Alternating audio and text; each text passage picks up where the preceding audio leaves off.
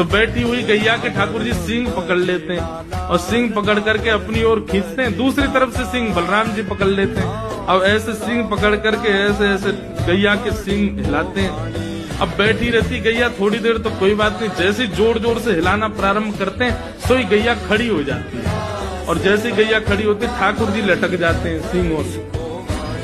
अब ठाकुर जी को तो बढ़िया झूला बन गया, गैया की सींगन पे झूल रहे हैं।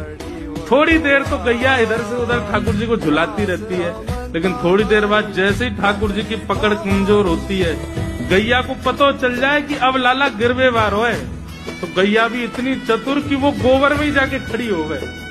ठाकुर जी के इन्हें आगे को चल, मैं गोबर में है जाऊंगा। गैया के ना अब तो मैं यहीं खड़ी रहूंगी, तुम गोबर में ही गिरो।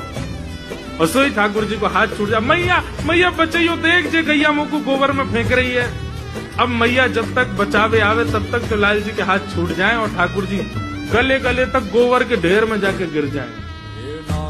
तो यशोदा मैया निकाले, कितनों सजाए लो, कितनों हे लाला तू वैसे ही कारो, ऊपर से मैं तो को बढ़िया सुंदर बना के रखूं, लेकिन तू घूम फिर गया गोबर में ही आके क्यों खेले? मोकू तो लगे तू पूर्व जन्म को सूकर दिखे।